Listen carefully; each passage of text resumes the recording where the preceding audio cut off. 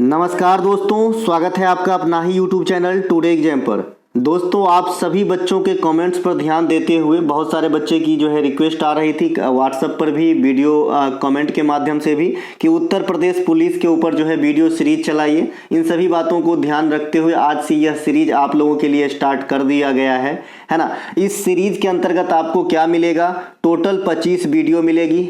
आपका जो exam date रखा गया था 11 फेब को रखा गया था, लेकिन यकीन मानिए मेरा 11 फेब को आपका एग्जाम नहीं होगा। 99.9% चांसेस हैं कि आपके जो है 11 फरवरी को इसकी एग्जाम नहीं कराई जाएगी, क्योंकि उसी दिन RARO का एग्जाम का भी डेट जो है रखा है उत्तर प्रदेश गवर्नमेंट ने। ठीक है भाई, तो ये जो है आगे आपको बढ़ाया जाएगा। तो मान लीजिए कि ये फरवरी लास्ट तक जो है जा सकता है, तो आपके पास 60 दिन है। ये 25 वीडियो में आपको बहुत पहले यानी है ना यानी फरवरी के प्रथम सप्ताह तक मैं खत्म करने को पूरा कोशिश करूंगा, क्योंकि और भी 2-3 एक्टिव जो है हमारे क्लास चल रहे हैं और मैं इकलौता आदमी और कार्यकारी आदमी हूं, जैसा कि आप जानते हैं, और जो टाइम मिलता है आप लोगों पे खर्च करता हूं, है ना। तो मैं पूरी कोशिश करूंगा कि ये जो है फरवरी के शुरुआत तक समाप्त हो जाए। ठीक है दोस्तों, आज का जो ये पहला PDF है ये सभी के लिए निःशुल्क है। ये टेलीग्राम पर भी आपको डेमो के तौर पर दिया जाएगा, और जो पहले से बच्चे हैं व्हाट्सएप ग्रुप में किसी अन्य PDF हेतु उनको भी दिया जाएगा। और जिनको इनरोल होना है, आप यहाँ पे डिस्क्रिप्शन में लिंक है व्हाट्सएप का, आप व्हाट्सएप मैसेज करके PDF के बारे में जानकारी प्राप्त कर सकते हैं, या फिर डायरेक्ट ये नंबर है, इस पे आप जो है व्हाट्सएप मैसेज करके PDF के बारे में जानकारी प्राप्त कर सकते हैं। चलिए सभी प्रश्नों को देखते हैं। क्लास के कुछ नियम है जो बच्चे नए हैं कि एक प्रश्न के कई सारे एक्स्ट्रा फैक्ट होते हैं हमारे। ये एक्स्ट्रा फैक्ट जो है आपका पॉइंट टू पॉइंट होता है, न कि किताबी फॉर्म में लिखा होता है। ये हमारे देहाती भाषा में होते हैं। आपको एक्स्ट्रा फैक्ट, जैसे कि आप यहाँ पे जितने भी डॉटेड बिंदु देख रहे हैं, ये सभी के सभी एक्स्ट्रा फैक्ट है, इनको जरूर कवर करना है। ये नोट सिर्फ जो आपका एक्टिव एग्जाम है उसमें काम आएगी, बाद बाकी ये इंडिया की कोई भी कॉम्पिटिटिव एग्जाम में काम आने वाली फैक्ट होते हैं। चलिए शुरू करते हैं पहले प्रश्नों के साथ। पहला प्रश्न है, अच्छा इसमें कंटेंट ज्यादा रखा गया है भाई, क्योंकि मैं 25 वीडियो में ही समेटना चाहता हूं, उतना जितना आपको जो है एग्जाम में देना चाहिए। तो इसमें स्वाभाविक सी बात है कंटेंट ज्यादा होगा, और कंटेंट ज्यादा होगा तो वीडियो का जो है ड्यूरेशन भी ज्यादा होगा। तो 1-1.25 घंटा मिनिमम हो सकती है, आप लोग जो है बर्दाश्त कीजिए आराम से, है ना। पहला है, 16वीं शताब्दी में किस भारतीय शासक ने चांदी का सिक्का जारी किया और इसका नाम दिया गया रुपया? ठीक है भाई, तो ये है ऑप्शन शेरशाह, कृष्णदेवराय, अकबर और हेमू। इन चारों में से ऑप्शन नंबर 1 राइट आंसर है। शेरशाह सूरी जो रुपया चलाया, सबसे पहले क्वेश्चन बनता है कि रुपया किसके बने हुए होते थे? तो चांदी के। आज भी रुपया जो है इंडिया का ऑफिशियल करेंसी है, जैसा कि आप सभी जानते हैं। तो बच्चा जानते हैं, पढ़ते कि हैं रुपये के लिए भाई, है ना। तो ये तो जानते ही हैं। तो जो उस समय जो रुपया बनाया गया था शेरशाह सूरी के द्वारा, वो किस धातु के बने हुए होते थे? तो बताइएगा चांदी के। ठीक है भाई, 16वीं शताब्दी में सूरवंश के संस्थापक कौन थे भाई? शेरशाह सूरी। और किसे निर्वासित कर जो है इस वंश की स्थापना किया था? तो हुमायूं को। हुमायूं कौन थे? तो बाबर का पुत्र, यानी मुगल वंश का सेकेंड शासक हुआ करता था। इसीलिए मुगल वंश को आप बीच में ब्रेक देखेंगे। ठीक है मेरे भाई, अगर इसका क्रम देखेंगे ना 1526 से, तो ऐसा नहीं है कि 1526 से 1857 तक जो है हर साल मुगल वंश का शासन रहा, ऐसा नहीं है। बीच में एक बार ब्रेक देखेंगे आप हुमायूं के कार्यकाल के दौरान, है ना। तो ये ब्रेक में क्या हुआ था, है ना, ये शेरशाह सूरी सत्ता में आ गए थे। ठीक है, तो सूरवंश की स्थापना किए थे।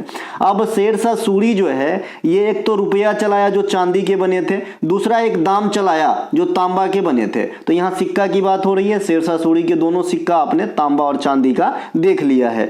दिल्ली सल्तनत काल में इल्तुतमिश ने भी जो है सिक्का चलाया था। तो इल्तुतमिश भी 2 सिक्के चलाए थे, एगो तांबा का चलाए थे जिसका नाम जीतल दिया गया था, और एगो चांदी का चलाए थे जिसका नाम टका दिया गया था। तो ये सल्तनत कालीन सिक्के की बात हो रही है। इनके अलावा शेरशाह सूरी कौन से शासक थे? तो बताइएगा अफगान शासक। ये सब क्वेश्चन कहां से आते हैं? जैसे आपसे पूछता है ना कि भाई बाबर कौन थे, तुर्क थे कि मंगोल थे, है ना। तो आप कहते हो बाबर जो है भाई मंगोल भी थे, माता की तरफ से अलग वंश के और पिता की तरफ से अलग वंश के थे। तो इस प्रकार के क्वेश्चन आपके एग्जाम में एग्जामिनर कर लेता है कि भाई अमुक शासक तुर्क है, अफगान है, मंगोल है, क्या है। तो इस प्रकार से शेरशाह सूरी क्या थे? अफगान शासक थे। ठीक है, हुमायूं को जो है चौसा का युद्ध 1539 में तथा कन्नौज या बिलग्राम का युद्ध 1540 में जो है पराजित किए थे। कौन? शेरशाह सूरी। सूरी, अगर आपको इसी लाइन को क्वेश्चन के रूप में कन्वर्ट मैं करूं और आपसे पूछूं कि कौन से वह निर्णायक युद्ध हुआ जिसके बाद हुमायूं को सत्ता से विचलित तथा शेरशाह सूरी को सत्ता स्थापना करने का मौका मिला, तो आप इन दोनों युद्ध में से किसे चुनेंगे? तो स्वाभाविक सी बात है कि जो बाद में हुआ होगा, लेटर में हुआ होगा, तो ये 1540 वाला यानी बिलग्राम के युद्ध। ठीक है भाई। इसके अलावा शेरशाह सूरी का बचपन का नाम क्या था? तो फरीद खान, है ना। क्या था भाई? फरीद खान। शेरशाह सूरी का मकबरा कहाँ पे है? तो ये बिहार के सासाराम में स्थित है शेरशाह सूरी का मकबरा। कृष्णदेव राय, अब जो अन्य ऑप्शन थे उनमें एक कृष्णदेव राय है, एक अकबर है और एक हेमू है ना, है ना। तो जो कृष्णदेव राय के बारे में जानकारी, कृष्णदेव राय कौन थे? तो विजयनगर साम्राज्य, यहाँ पे एक वर्ड आया, विजयनगर साम्राज्य की स्थापना कौन किए थे? 1336 ईस्वी में हरिहर एवं बुक्का नामक दो भाई ने किए थे। ठीक है। विजयनगर साम्राज्य की स्थापना 1336 ईस्वी में हरिहर एवं बुक्का नामक दो भाई ने किए थे। ठीक है।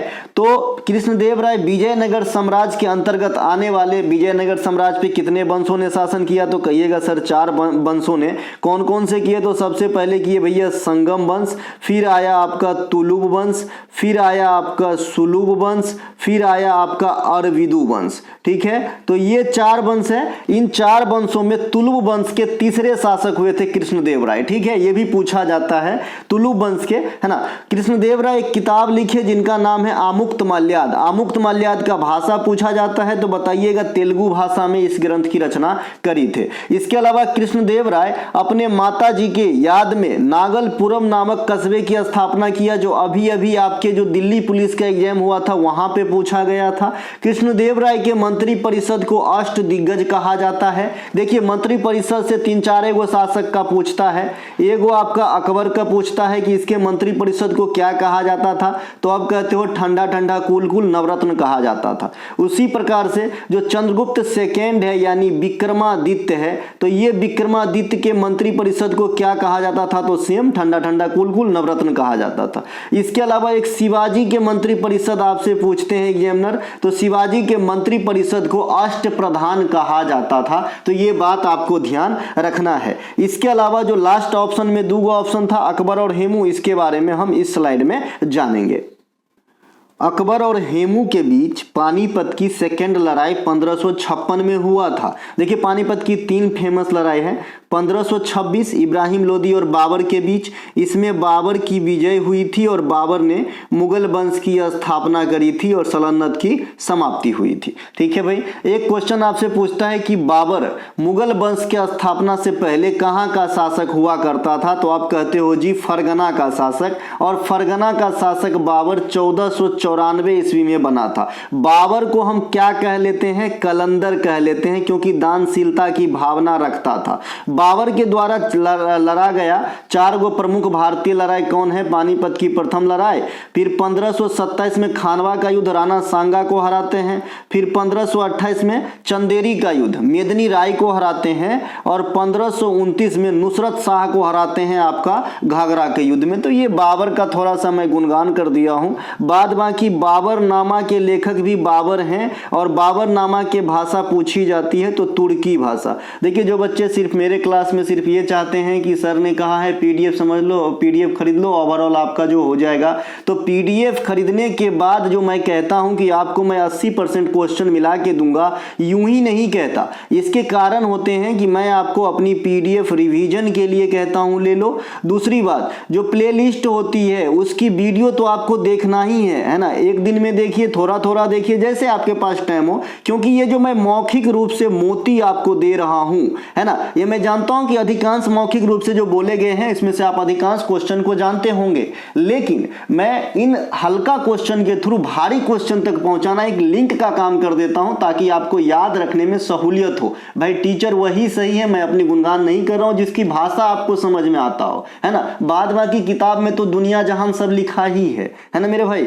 तो उस उसी हिसाब से आपको वीडियो भी देखना बहुत जरूरी है ना, तभी पीडीएफ की असर पूरी तरीके से होगी। वो बोलते हैं ना, परहेज करोगे और दवाई लोगे तो ज्यादा असर होगा। अब दवाई ले रहे हैं, परहेज नहीं कर रहे हैं, असर तो कर रहा है दवाई, लेकिन उतना नहीं जितना करना चाहिए। ठीक है मेरे भाई, तो ये जरूर ध्यान रखें, हमारा क्लास जरूर अटेंड कीजिएगा। पीडीएफ लिए हैं तो भी, नहीं लिए हैं तो भी, लिए हैं तो ज्यादा फायदा करेगा, नहीं लिए हैं तो अभी आप कर सकते हैं अगर आप सभी कुछ याद रख पाए तो। ठीक है मेरे भाई, इसके अलावा अकबर की ये हो गई, मैंने पानीपत की और बाबर के बारे में बता दिया, स्लाइड से भटक गया था। फिर मैं यहां से आता हूं कि क्या है। अकबर फतेहपुर सिकरी स्थित बुलंद दरवाजा का निर्माण करवाया था, जो गुजरात विजय के उपलक्ष्य में थे। अकबर के समय को मुगल काल का स्वर्ण काल कहा गया है। अकबरनामा के लेखक अबुल फजल हैं। अबुल फजल के जो अबुल फजल की जो हत्या हुई थी वो वीर सिंह बुंदेला के मतलब द्वारा हुआ था। अकबर ने आगरा स्थित लाल किला का निर्माण करवाया है। अकबर ने फतेहपुर सिकरी स्थित इबादत खाना, जो अकबर का उपासना भवन था, इनका निर्माण करवाया है। अकबर ने दीन इलाही धर्म को चलाया है। अकबर के प्रारंभिक दिनों का संरक्षण कौन थे, तो बैरम खान। ठीक है भाई, अकबर के नवरत्न में जो मैक्सिमम कैरेक्टर को जरूर आपको याद रखना है, अब्दुल रहीम खान खाना, फैजी, अबुल फजल, तानसेन, बीरबल, मुल्ला दो प्याजा, इस प्रकार से जरूर याद रखना है मेरे भाई, है ना। इसके अलावा उत्तर प्रदेश में किस स्थान पर प्रसिद्ध धमेख स्तूप है? देखिए, अब धमेख स्तूप सारनाथ के समीप बनारस में है। ठीक है, तो ये धमेख स्तूप जरूर याद रखें। अब उत्तर प्रदेश में और इस प्रकार के, अच्छा स्तूप किसे कहते हैं? जो बच्चे मुझसे पुराने हैं अच्छे से जानते होंगे ये स्तूप क्या होता है। स्तूप जो है सबसे पहले किस धर्म से है, तो बौद्ध धर्म से संबंधित जगह है। एक ऐसी जगह जहां पे बौद्ध धर्म के सार्वजनिक महत्व वाले चीज को संरक्षित कर रखा जाता है, ऐसे स्थान को स्तूप कहते हैं। और स्तूप के जो ऊपरी भाग होते हैं उसे क्या कहते हैं, तो हर्निका या छत्रक कहा जाता है। ठीक है, हर्निका या छत्र कहा जाता है ना, तो ये ध्यान रखेंगे। एक क्वेश्चन आपसे अभी एसएससी ने किया था कि मंदिरों में ना मूर्तियां कहाँ रखी जाती है, तो मंदिरों में मूर्तियां जो है गर्भगृह में रखा जाता है। ठीक है मेरे भाई, ध्यान रखेंगे, है ना। अब देखिए, मंदिर में मूर्ति हम सब दर्शन करते हैं, लेकिन क्वेश्चन पूछ दिया तो थोड़ा सा जो है दिक्कत हो जाता है, इसलिए पहले से तैयारी जरूरी है। इसके अलावा उत्तर प्रदेश में कानपुर स्थित भीतरगांव का मंदिर है ना, भीतरगांव का मंदिर है उत्तर प्रदेश में। इसके अलावा उत्तर प्रदेश के आगरा में भगवान शिव के सम्मान में कैलाश मेला का आयोजन होता है। कहाँ पे? आगरा में। खाली ताजमहल देखने नहीं जाइए, ठीक है, ताजमहल भी आगरा में शाहजहां ने बनवाया था। उत्तर प्रदेश में बनारस में जो है दिवाली के बाद देव दिवाली का आयोजन होता है, तो इसे ध्यान रखेंगे, है ना। देव दिवाली का आयोजन कहाँ होता है? उत्तर प्रदेश के बनारस में होती है। उत्तर प्रदेश के प्रमुख नृत्य में आएंगे तो कजरी, नौटंकी, चरकुला, कथक, तो ये सभी उत्तर प्रदेश के नृत्य हो जाएंगे। कथक में स्टार लगा है, ये शास्त्रीय नृत्य है, इसे आप उत्तर प्रदेश से भी कह सकते हैं या उत्तर भारत की भी कह सकते हैं। नवंबर 2023 के अनुसार भारत ग्रीष्मकालीन ओलंपिक में कुल कितने पदक प्राप्त किए हैं? ठीक है, देखिए इस क्वेश्चन में नवंबर 2023 लगाकर आपको बरगलाने की कोशिश किया जा रहा है। ठीक है भाई, क्योंकि आप जानते हैं ओलंपिक जो है हर दिन तो होती नहीं है, ये तो 4 साल पे होती है जी, है ना। ओलंपिक पहली बार कब हुई थी आधुनिक स्वरूप वाली? तो 1896 में। कहाँ से हुआ था? एथेंस से हुआ था। किसके प्रयोग से? पियरे डी कुबरटीन के प्रयोग से, कुबरटीन के प्रयोग से। ठीक है, बाद अपने प्रयास से, माफ कीजिएगा। ठीक है, भारत कब से भाग ले रहा है? 1900 के ओलंपिक से। ये ओलंपिक कहाँ पे हुआ था? 1900 वाला जहां भारत भाग लिए थे, पेरिस में। ठीक है भाई, तो जो पिछला ओलंपिक हुआ ये एक्चुअली 2020 वाला ही ओलंपिक है, जो कोरोना महाराज के कारण डिले हो गए थे, और ये हुई जी 21 में। कहाँ पे हुई दादा? टोक्यो के अंदर हुआ। कहाँ पे? टोक्यो जापान के अंदर है। भारत को 7 पदक प्राप्त हुआ 1+2+4 के रेशियो में। ठीक है, एकमात्र गोल्ड जो है ये नीरज चोपड़ा के द्वारा प्राप्त हुआ था भाला फेंक में, जहां नीरज चोपड़ा ने 87.58 मीटर भाला फेंका था। उत्तर प्रदेश की एग्जाम दे रहे हैं, ये नीरज चोपड़ा की आंकड़ा जरूर याद रखिएगा, क्योंकि मैंने जो करंट अफेयर से क्वेश्चन को देखा उसमें मैक्सिमम टाइम इन्होंने जो है आंकड़ा पूछ रखा है या रीजन पूछ रखा है, स्थान का नाम बहुत कम पूछा है। ठीक है मेरे भाई, तो थोड़ा सा गुड जानकारी जरूर रखें। इसके अलावा मैं इन सब से हट के आ जाता हूं, ये तो ओलंपिक का इतिहास है। अब मैं आता हूं तो भारत अब तक ओलंपिक में 35 पदक प्राप्त प्राप्त किए हैं। अगर इसी क्वेश्चन को 2020 ओलंपिक से पहले की बात करें तो 7 घटा दीजिएगा तो 28 हो जाएगा, 8 7 15, ठीक है, तो 28 हो जाएगा, ठीक है। 2020 से पहले यानी 2021 से पहले 28 पदक था आपके भारत के झोली में ओलंपिक के मतलब रिलेशन में। और ग्रीष्मकालीन ओलंपिक खेलों में अब तक भारत को 35 पदक प्राप्त हुआ। सर्वाधिक पदक किस खेल में, तो हॉकी खेल में 8 स्वर्ण पदक मिला है। सबसे अधिक गोल्ड किस खेल में, तो हॉकी में 10 गो गोल्ड मिला है, जिसमें 8 गो हॉकी में आया है, और 1 गोल्ड व्यक्तिगत रूप से अभिनव बिंद्रा शूटिंग के अंदर, और दूसरा गोल्ड व्यक्तिगत रूप से नीरज चोपड़ा के द्वारा भाला फेंक के अंदर। मतलब अब तक भारत को सिर्फ 3 ही खेल में गोल्ड मिला है ओलंपिक में, ठीक है मेरे भाई। क्वेश्चन खुद से क्रिएट करना सीखिए, एगो हॉकी, एगो आपका शूटिंग, और एक आपका जेवलिन थ्रो। तो ये 3 ही गेम है जहां पे भारत को गोल्ड मिला है ओलंपिक खेल के अंदर, बाद में कि किसी भी खेल में जो है गोल्ड नहीं मिला है, ठीक है। ओलंपिक के अंदर पहला पदक 1928 में एम्स्टर्डम ओलंपिक में जयपाल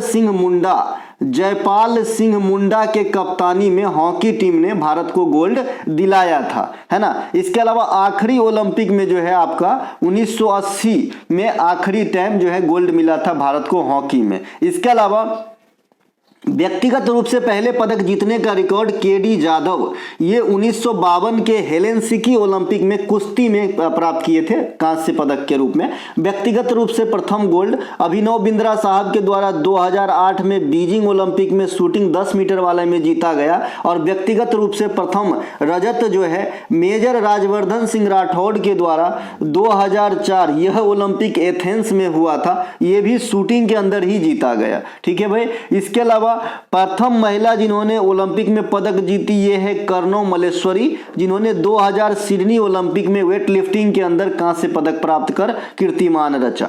टोक्यो ओलंपिक में 7 पदक बता दिया था। आगामी जो 2024 में ओलंपिक होगी ये आपका पेरिस के अंदर होगी। कहां पे होगी, पेरिस के अंदर होगी। इनके अलावा 19वें एशियाई खेल में भारतीय महिला क्रिकेट टीम को कौन सा पदक प्राप्त हुआ है। देखिए जो 19वीं एशियाई खेल हुआ है ये भी डिले में चल रहा था, ये 2023 में कराए गए हैं, ठीक है मेरे भाई। तो यहाँ पे भारत को 107 पदक प्राप्त हुआ है, और रैंक में बात करेंगे तो चतुर्थ स्थान हासिल हुआ है, यहाँ पे रैंक लिखा है, ठीक है। सबसे अधिक पदक जो है आपको किस खेल में मिला है भारत को, तो एथलेटिक्स में मिला है। लेकिन सबसे अधिक गोल्ड जो है निशानेबाजी में मिला है, ये बात हम आगे करेंगे। पहले इसकी आंसर जानते हैं। जो भारतीय महिला क्रिकेट टीम गई ये T20 फॉर्मेट वाली क्रिकेट खेली, ये ध्यान रखिएगा, और इसको गोल्ड मिला था। क्या मिला था भाई, गोल्ड मिला था। क्रिकेट में 2 गो गोल्ड मिला भारत को, कबड्डी में 2 गो गोल्ड मिला भारत को, बैडमिंटन में भी गोल्ड मिला भारत को। सात्विक साईराज और चिराग शेट्टी के युगल जोड़ी ने दिलाया पहली बार, इसीलिए तो मेजर ध्यानचंद पुरस्कार इस बार दिया गया है इनको, ठीक है भाई। तो ध्यान रखेंगे। तो मैं बढ़ता हूं आगे, तो इसका आंसर हो गया गोल्ड। 19वीं एशियाई खेल 2022-23 में भारत को 107 पदक, आपका रेशियो है 28 38 41, चौथा रैंक है।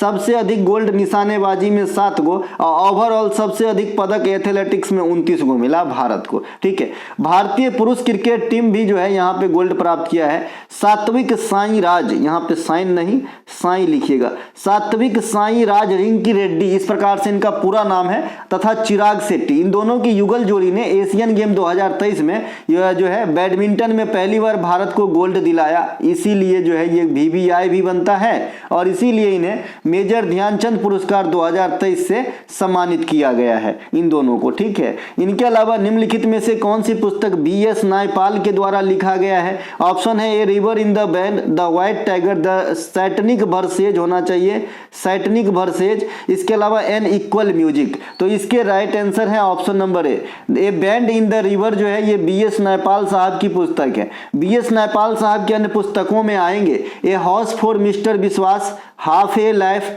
Magic seeds, an area of darkness, एगो है कि an era of darkness, an era of darkness, ये किताब अलग है। ये किताब लिखे गए हैं शशि थरूर के द्वारा और एरिया ऑफ डार्कनेस लिखे गए हैं BS नयपाल के द्वारा। व्हाइट टाइगर और सिलेक्शन डे, ये पुस्तक है जी अरविंद अडिगा साहब का। व्हाइट टाइगर के लिए पहले ही बताए हैं, 2008 में जो है बुकर पुरस्कार दिया गया था अरविंद अडिगा साहब को। Midnight children, the Satanic versus, यहाँ सैटनिक टेटनिक लिखा गया है, सैटनिक होगा, विक्ट्री सिटी और सेम, ये किताब के लेखक हैं जी सलमान रुश्दी। इसे मैं करेक्ट करके दूंगा PDF, डोंट वरी।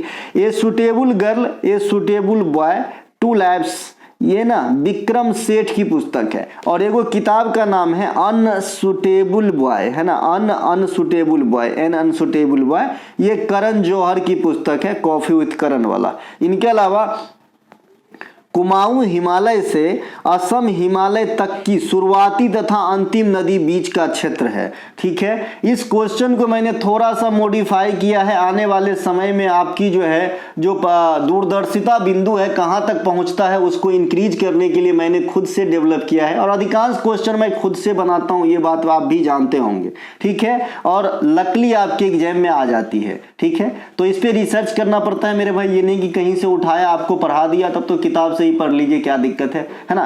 तो इसीलिए जो है काम कुछ ऐसा करो जो कोई नाम ले। अभी दिल्ली पुलिस में इतने रिजल्ट आए, मुझे बहुत खुशी हुई और मेहनत का जो है तब वहां पे लगता है कि मेहनत करना गवारा नहीं गया मेरे भाई। ठीक है, कुमाऊं हिमालय से असम हिमालय, देखिए हिमालय को 4 श्रेणी में आप बांटते हो, है ना। सबसे पहले पंजाब हिमालय है, ये कहां से कहां तक चलती है, तो ये सिंधु से सतलज नदी तक चलती है। ठीक है, इनके अलावा आता है कुमायूं हिमालय, ये चलता है जी आपका सतलज नदी से काली नदी के बीच तक चलती है।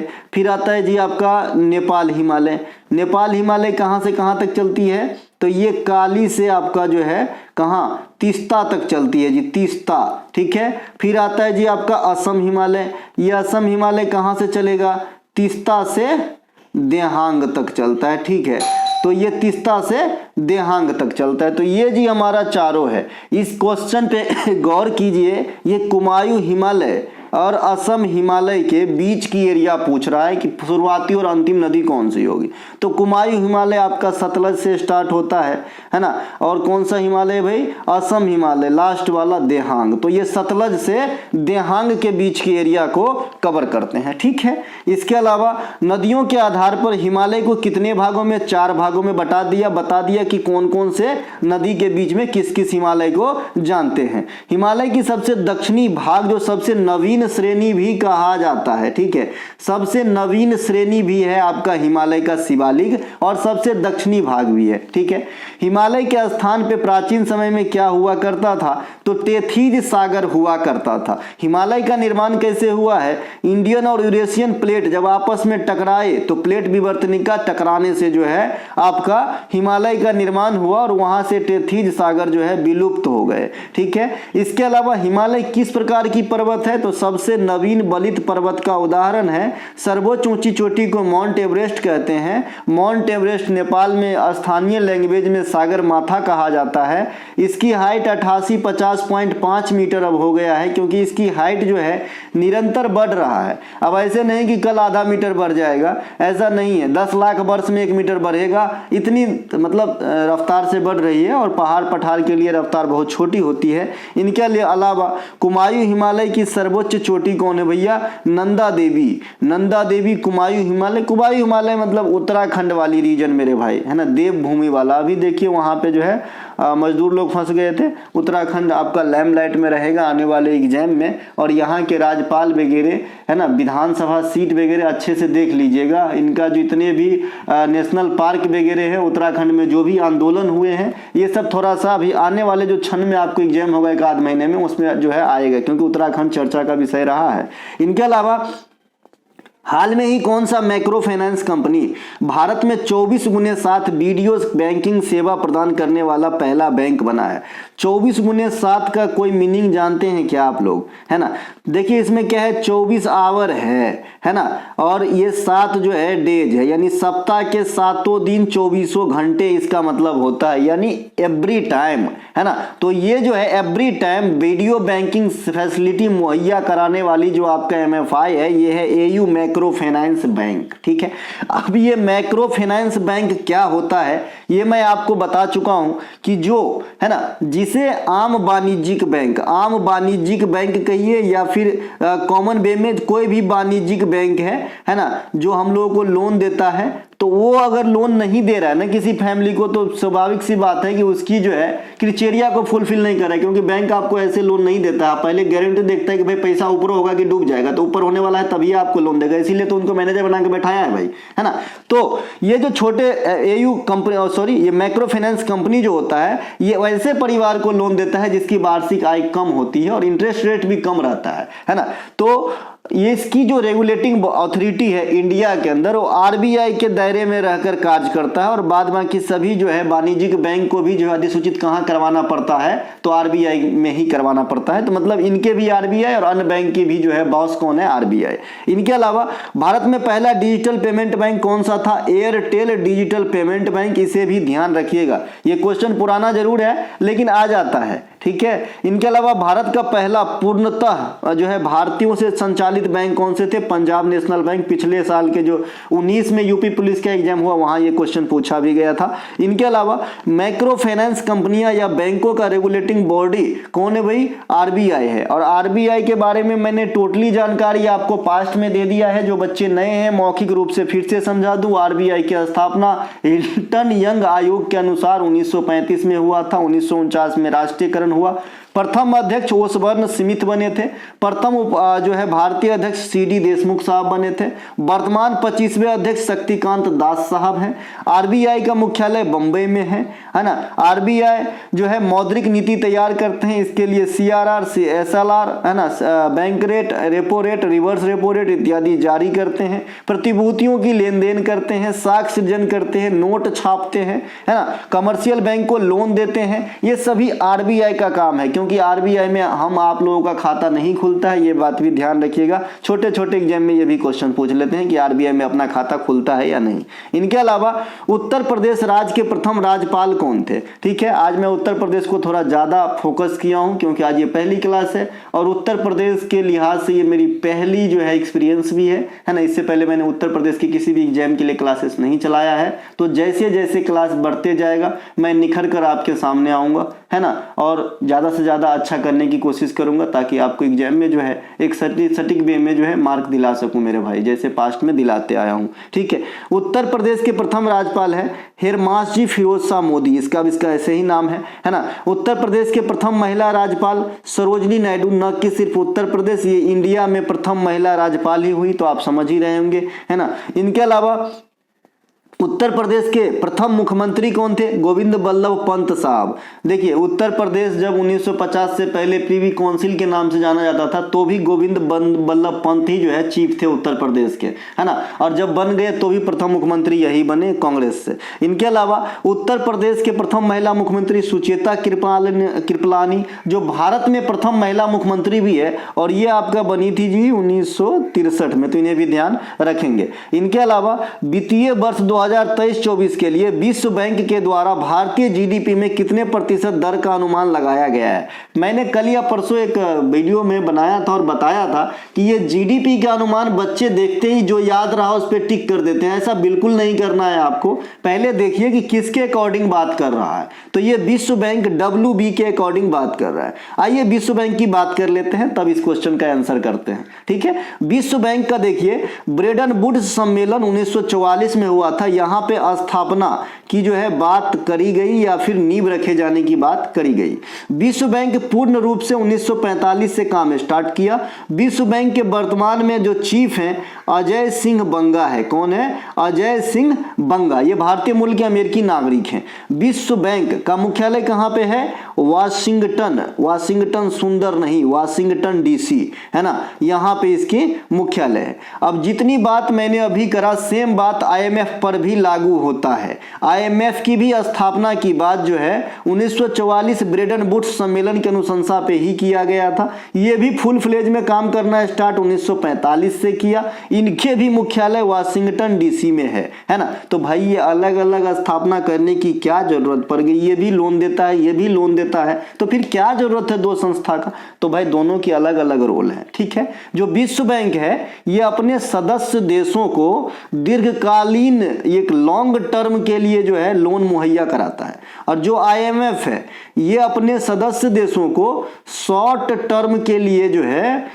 ऋण मुहैया कराता है। तो ये बेसिक डिफरेंस है, ठीक है भाई। तो जो विश्व बैंक ने अनुमान लगाया है ये करंट वित्तीय ईयर के लिए तो 6.3% लगाया है।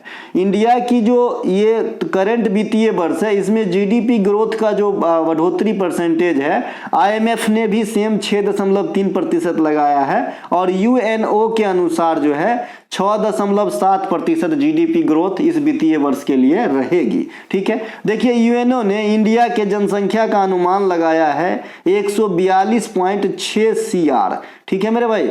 142.64 भी लिखता है, 84 भी लिखता है, लेकिन 142 मान के चलिए, इतना CR, ठीक है, जो चाइना से अधिक है। इनके अलावा वित्तीय वर्ष 2023-24 में राष्ट्रीय सांख्यिकी कार्यालय है ना, राष्ट्रीय सांख्यिकी कार्यालय किन दो संस्थाओं को विलय करके बनाया गया मैं आपको पहले बता चुका हूं, ध्यान रखिएगा, इंपॉर्टेंट बात होती है ये, है ना। GDP में वृद्धि का अनुमान 8.7% जो है रखा है। ये हमारी घरेलू संस्था है, बाद बाकी ऊपर में आपने देखा वो सभी इंटरनेशनल लेवल की संस्था थी। भारत की राष्ट्रीय आय का सर्वप्रथम अनुमान दादा भाई नौरोजी ने लगाया था, है ना। धन के अपवहन सिद्धांत भी दादा भाई नौरोजी ने ही दिया था, ठीक है। इसके अलावा भारत का वित्तीय वर्ष 1 अप्रैल से अगले साल के 31 मार्च तक, यानी 31 मार्च 2024 तक हम इस वित्तीय वर्ष को जिएंगे। राज्य के विधानसभा में प्रोटेम स्पीकर की नियुक्ति किसके द्वारा करी जाती है ना। देखिए टेम्पोररी स्पीकर जो होता है उसकी नियुक्ति केंद्र में राष्ट्रपति के द्वारा, सेम उसी प्रकार से राज्य में राज्यपाल के द्वारा करी जाती है। मैंने आपको पॉलिटी पढ़ने का तरीका बताया है। केंद्र में अगर आप प्रेसिडेंट को पढ़ रहे हैं तो उसी समय राज्य में गवर्नर को पढ़िए, है ना। केंद्र में अगर आप PM को पढ़ रहे हैं तो सेम टाइम में राज्य में CM को पढ़िए। अगर आप सुप्रीम कोर्ट को पढ़ रहे हैं तो सेम टाइम में आप हाई कोर्ट को पढ़िए, ठीक है। अगर आप लोकसभा को पढ़ रहे हैं तो सेम टाइम में विधानसभा को पढ़िए। अगर आप राज्यसभा को पढ़ रहे हैं तो सेम टाइम में आप विधान परिषद को पढ़िए। तो जो है आपका जो है सोच काफी बाहर निकल के आएगा, ठीक है मेरे भाई, और बहुत सारे चीज क्लियर करके आपको याद रहेगी, है ना। इनके अलावा चलाते हैं यहाँ पे प्रोटेम स्पीकर की नियुक्ति राज्यपाल राज्यों के अंतर्गत करते हैं। लोकसभा में प्रोटेम स्पीकर की नियुक्ति राष्ट्रपति करते हैं, जबकि जो लोकसभा के जो मेन अध्यक्ष होता है जैसे कि अभी ओम बिरला साहब हैं, तो उनको किसके द्वारा चुना जाता है? तो लोकसभा के सदस्यों के द्वारा ही चुना जाता है। भारत में प्रथम लोकसभा के अध्यक्ष कौन थे? गणेश वासुदेव मावलकर, तथा उपाध्यक्ष अनंत संयम साहब, ठीक है। लोकसभा की प्रथम चुनाव कब हुई थी? तो 1951-52 में हुई थी। और प्रथम लोकसभा कब अस्तित्व में आया था? तो जो है 1952 बताना है, 51 नहीं बताना है, क्योंकि ये रिजल्ट आते आते 52 हो गया, ठीक है मेरे भाई, ध्यान रखेंगे। इनके अलावा लोकसभा में कितने न्यूनतम उम्र सीमा? 25 वर्ष है, ये तो आप सभी जानते हैं। जनरली कार्यकाल 5 वर्षों का होता है। अभी 2024 में लोकसभा, है ना, 18वीं लोकसभा चुनाव होगी। इसके अलावा राज्य में राज्यपाल की नियुक्ति कौन करते हैं? राष्ट्रपति ही करते हैं। राष्ट्रपति भारत सरकार के कार्यपालिका का प्रधान होते हैं, लेकिन वास्तविक प्रधान नहीं, क्योंकि वास्तविक जो शक्तियां हैं उसका उपभोग प्रधानमंत्री साहब करते हैं। राज्यपाल उस राज्य के कार्यपालिका का प्रधान होता है जिसमें वह राज्यपाल है। जैसे उत्तर प्रदेश के जो राज्यपाल हैं वो उत्तर प्रदेश के कार्यपालिका का वर्तमान में प्रधान होंगे। राज्यपाल राज्य के अंतर्गत आने वाले विभिन्न अधिकारियों की नियुक्ति करते हैं, जैसे मुख्यमंत्री, महाधिवक्ता। राज्यपाल भारत के महान्यवादी राष्ट्रपति के प्रसाद पर्यंत पद को धारण करते हैं। इन दोनों को कम से कम और याद जरूर रखिएगा। और भी बहुत सारे पद हैं जिनको जो है प्रसाद पर्यंत पद धारण करते हैं राष्ट्रपति के अकॉर्डिंग, लेकिन ये दोनों ज्यादा पूछा जाता है। प्रसाद पर्यंत के मतलब जब तक विश्वास प्राप्त है, जब तक राष्ट्रपति साहब चाहे कि तुम रहो तो रहो पद पर। इसके अलावा राज्यपाल का पद अनुच्छेद 153 में वर्णित है, जबकि राष्ट्रपति का पद अनुच्छेद 52 में वर्णित है।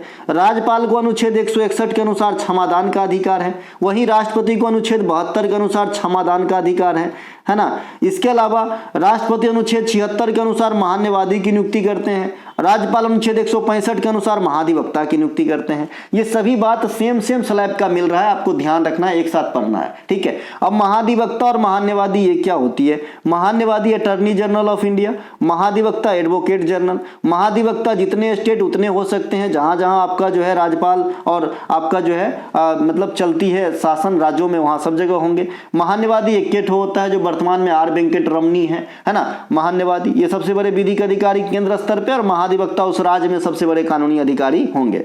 भारत में कुल कितने आधारभूत उद्योग है? तो भारत में 8 आधारभूत उद्योग माना गया है ना, जिसकी जो है मतलब इंडेक्स जारी की जाती है ना। तो ये कौन कौन से है भाई? कोयला है ना, कोयला, कच्चा तेल लिखिएगा इसे, कच्चा तेल, प्राकृतिक गैस, रिफाइनरी उत्पाद है ना, उर्वरक, इस्पात, सीमेंट, बिजली। 4 गो इधर हो गए और 4 गो इधर है, तो 8 गो हो जाएगा। रिफाइनरी उत्पाद को एक साथ लेके चलेंगे है ना, तो 8 गो हो जाएगा। देखिए, कोयला, कच्चा तेल, प्राकृतिक गैस, रिफाइनरी उत्पाद, उर्वरक, इस्पात, सीमेंट और बिजली। तो ये 8 जो है आपका कोर सेक्टर है, आधारभूत उद्योग है। इनके अलावा भारत में 8 ही प्रकार के मिट्टी भी पाए जाते हैं, जैसा कि मैंने पहले ही बताया है। ये 8 से मिल रहा है, इसीलिए सेम जैसा क्वेश्चन को आप सेम जगह देखोगे है ना। तो सबसे अधिक जलोढ़ मिट्टी है इंडिया में। जलोढ़ मिट्टी का निर्माण कैसे होता है बता दिया है, नदियों द्वारा अपर्दन से होता है ना। इसके अलावा यह मिट्टी सभी मिट्टी में सर्वाधिक उपजाऊ माना जाता है। दूसरा स्थान काली मिट्टी का है, जिसे कपासी मिट्टी या रेगुर मिट्टी कहते हैं। इसमें कपास की खेती अच्छा होता है ना। ये डेक्कन ट्रैप में काफी ज्यादा आपको देखने को मिलेगा, जो बेसाल्ट चट्टान के क्षरण से काली मिट्टी का निर्माण होती है। ठीक है मेरे भाई। योजना आयोग ने भारत को, यहां पे सिर्फ डाटा वाला चीज आप देखोगे, योजना आयोग ने भारत को 15 कृषि जलवायु क्षेत्र में विभक्त किया है। भारत में कितने हॉट स्पॉट है? तो कहिएगा 4 है ना। इस 4 हॉट स्पॉट में सबसे ज्यादा जो है मतलब ज्यादा महत्व या फिर ज्यादा इंपोर्टेंसी कौन से हॉट स्पॉट रखते हैं? तो पश्चिमी घाट। पश्चिमी घाट के बारे में मैंने बहुत बार ग्रुप डी से ही बता रखा है, इंपोर्टेंसी रखती है आपके एग्जाम में आने के लिए। सबसे पहले पश्चिमी घाट कहाँ है? ये वाला पोर्शन को आप पश्चिमी घाट कहते हैं इंडिया के मैप पे, है ना। यहाँ पे काठियावाड़ी है, केरल के सामने मालाबार है, यहाँ पे गोवा के थोड़ा सा आप अंदर की तरफ जाएंगे तो यहाँ पे कोंकण तट है ना। तो ये सब कहाँ पे आ जाता है? पश्चिमी घाट में आ जाती है। पश्चिमी घाट की टोटल लेंथ की बात करें तो 1600 किलोमीटर से अधिक लेंथ होती है। ठीक है मेरे भाई, है ना। इसमें कौन कौन से राज्य आ जाएगा? गुजरात, महाराष्ट्र, गोवा, कर्नाटक, केरल, तमिलनाडु यहाँ पे आएगा। चूंकि तमिलनाडु का एक ऐसा स्थान नीलगिरी जो पूर्वी घाट और पश्चिमी घाट का जो है भी पॉइंट है, मिलता है ना, तो इसे नीलगिरी कहते हैं। तो ये जो है थोड़ा सा मैप से जरूर ध्यान रखेंगे। इनके अलावा वर्तमान में भारत में 18 बायोस्फीयर रिजर्व है, और पहला बायोस्फीयर रिजर्व कौन था भाई? जो है नीलगिरी। इनकी दर्जा कब मिला था? 1986 में। वर्तमान में भारत में सार्वजनिक क्षेत्र के कितने बैंक हैं? तो मात्र 12 बैंक शेष बच गए हैं। इनके अलावा उत्तर प्रदेश स्थित दुधवा नेशनल पार्क किस जीव जंतु के लिए प्रसिद्ध है? कोई नेशनल पार्क होता है ना, तो किसी चीज के लिए ज्यादा जाना जाता है ना। जैसे मुरादाबाद किस चीज के लिए ज्यादा जाना जाता है? आप लोग कमेंट कीजिएगा, कल या परसों बताए थे हम। ठीक है, फिरोजपुर, मुरादाबाद, है ना। इसके अलावा अलीगढ़, ये 3-4 एक स्लैब में बताया था। तो मुरादाबाद बताइएगा किसके लिए? चलिए आज यही क्वेश्चन सही है ना। तो उत्तर प्रदेश की जो दुधवा नेशनल पार्क है, ये बाघ के लिए फेमस है। ये टाइगर रिजर्व है एक्चुअली। उत्तर प्रदेश के दुधवा टाइगर रिजर्व बाघ, तेंदुआ, राइनो, यहाँ एक सींग वाला राइनो भी मिलता है, और एक सींग वाला राइनो के लिए जो है सबसे ज्यादा प्रचलित है आपका असम, है ना। हाथी मिलते हैं, काले हिरन मिलते हैं, ये सब के लिए फेमस है आपका कौन सा भैया? दुधवा, है ना। उत्तर प्रदेश के अन्य जो आएंगे तो कैसा कौन कौन सा होगा? तो Katarniya Ghat national park, Chambal national park, Pilibhit tiger reserve, ये सब कहाँ पे है? यूपी के अंदर स्थित है। अगला प्रश्न है, अवध का अंतिम नवाब किसे माना जाता है ना। अवध के अंतिम नवाब के रहलन, है ना। तो वाजिद अली शाह, है ना। कौन था? वाजिद अली शाह। अवध का प्रथम नवाब किसे माना जाता है? सआदत खान को माना जाता है। तो प्रथम और अंतिम जरूर याद रखिएगा, साथ ही बंगाल के भी प्रथम और अंतिम जरूर याद रखिएगा, आप राज्य सरकार के एग्जाम में बैठने जा रहे हैं। ठीक है। वाजिद अली के समय ही लखनऊ घराना और कथक नृत्य को संरक्षित किया गया, यानी इनका जो है आश्रय प्राप्त हुआ था, संरक्षण प्राप्त हुआ था। ठीक है भाई, तो भी इन्हीं के काल में फले फूले थे, है ना। इनके अलावा बंगाल का प्रथम नवाब कौन थे भाई? मुर्शीद कुली खान। और बंगाल के अंतिम स्वतंत्र नवाब किसे माना जाता है? सिराजुद्दौला को। बाद बाकी जो भी बने वो अंग्रेज के इशारे पे, बाद बाकी ये जो है स्वतंत्र शासक थे अंतिम बंगाल में। कौन? सिराजुद्दौला। सिराजुद्दौला के साथ कौन सी युद्ध होती है अंग्रेज के सरकार के साथ? तो 1757 में पलासी का युद्ध होता है आपका रॉबर्ट क्लाइव और सिराजुद्दौला के बीच। ठीक है मेरे भाई, इसमें सिराजुद्दौला की हार हो जाती है। अवध के नवाब है ना, बंगाल के नवाब और मुगल बादशाह की संयुक्त सेनाओं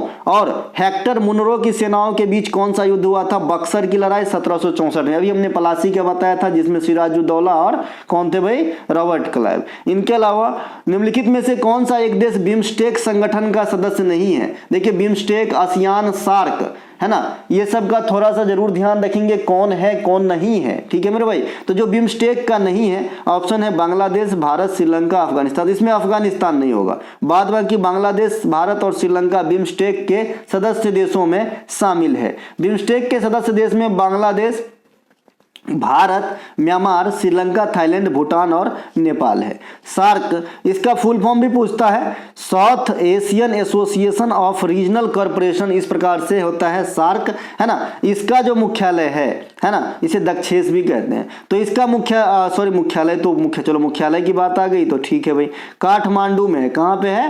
काठमांडू में। स्थापना कब हुई थी? 1985 में हुआ था, है ना। तो अभी मुख्यालय हो गया, यहाँ मुख्यालय में लिखा नहीं लेकिन मुंह से निकले, चलो ठीक है। और इसके जो सदस्य देश हैं भारत, पाकिस्तान, अफगानिस्तान, नेपाल, भूटान, बांग्लादेश, श्रीलंका और मालदीव्स। ठीक है मेरे भाई।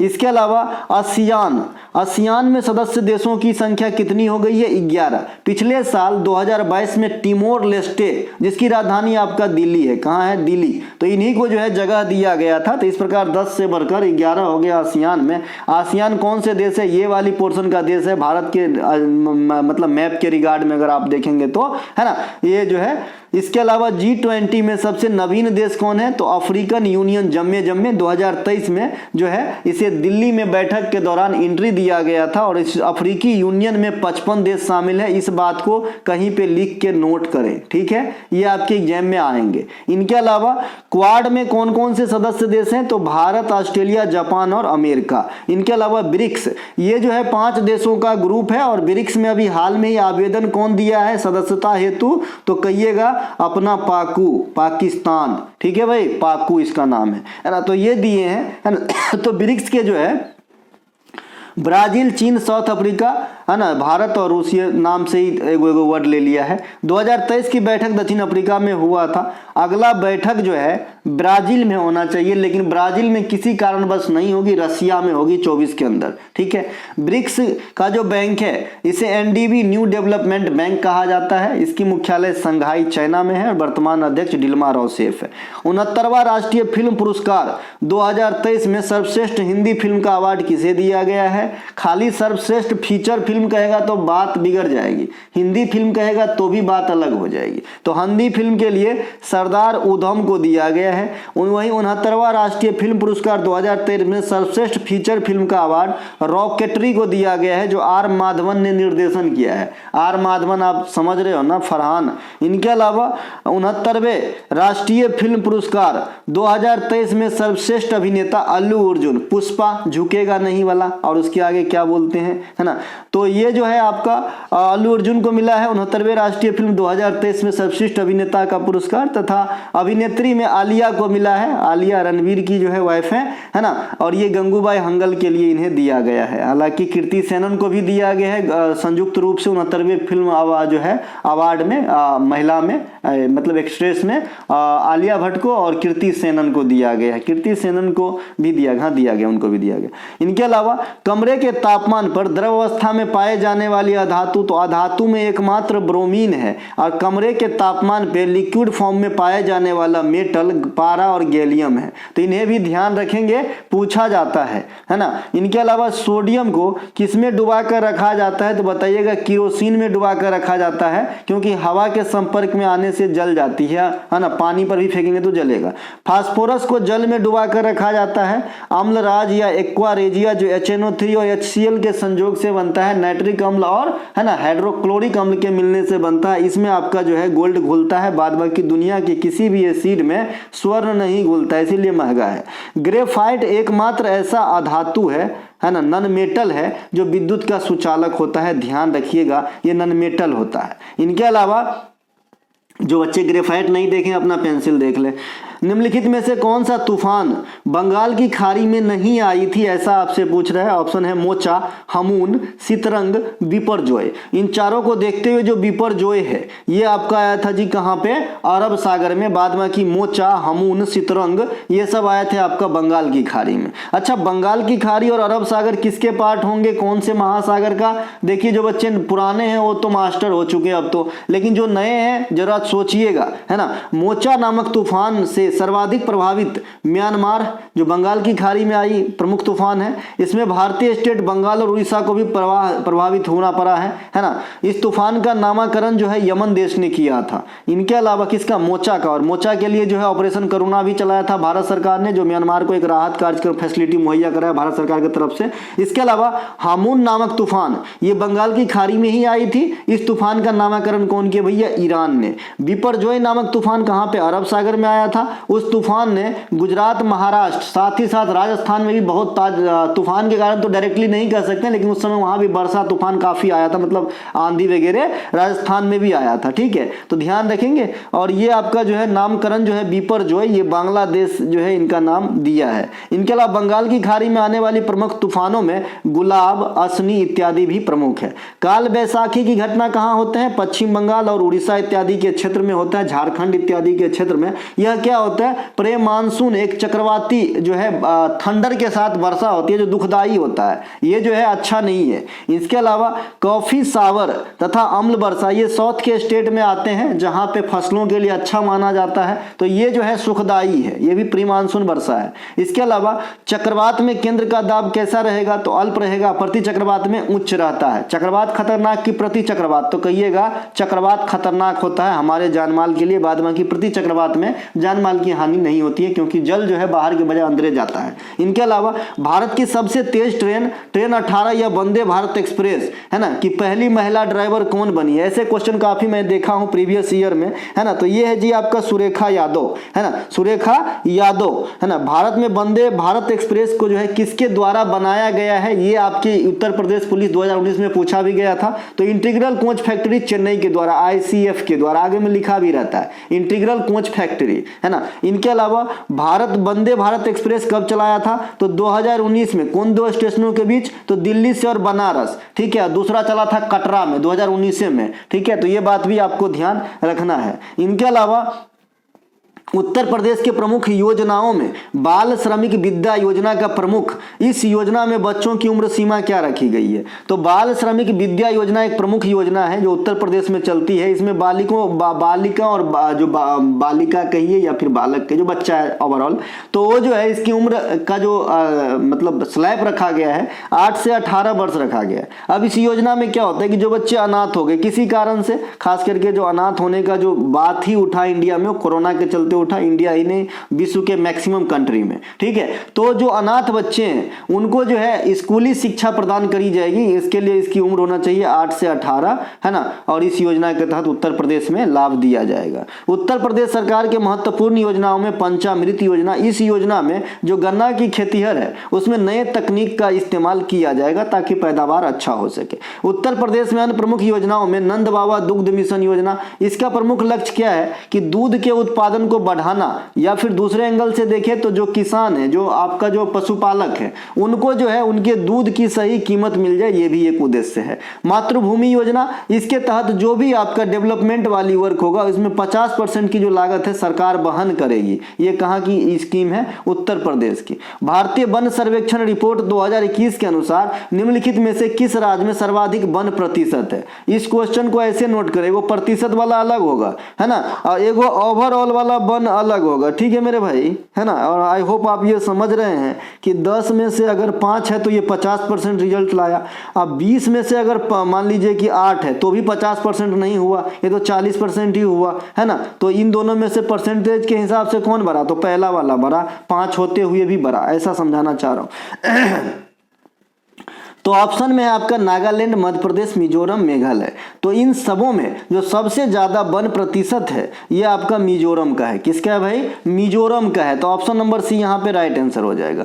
नागालैंड में वन की प्रतिशत जो है 73.9 है, मिजोरम में 84-33 है, यहीं पर मेघालय में 76-33 है। तो इन तीनों में कौन बड़ा हुआ? 84-33। इनके अलावा भारत में सर्वाधिक भूभाग पर जो वन है ये मध्य प्रदेश में है, दूसरा स्थान अरुणाचल प्रदेश का है और तीसरा स्थान छत्तीसगढ़ का है। पर्यावरण के संतुलन हेतु भारत में कितने प्रतिशत जगह पे जो है वन चाहिए?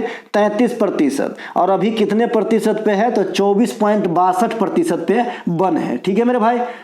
अब भारत में कई प्रकार के वन पाए जाते हैं, जैसे उष्णकटिबंधीय सदाबहार वन। अब सदाबहार वन किसे कहते हैं बता चुका हूं। ऐसा वन जिसमें साल भर अलग अलग क्रियाकलाप होती है, काफी सघन होने के चलते सूर्य की प्रकाश जो है उनके जड़ तक नहीं पहुंच पाते हैं, है ना। ये सदाबहार वन की लक्षण है। यहाँ पे वर्षा 200 सेंटीमीटर से अधिक सालाना होगी। उष्णकटिबंधीय मानसूनी वन, उष्णकटिबंधीय पतझड़ी वन। इंडिया में सबसे ज्यादा कौन सा वन है? पतझड़ी वन है। मरुस्थलीय वन भी होता है, कटेली झाड़ी वाला वन।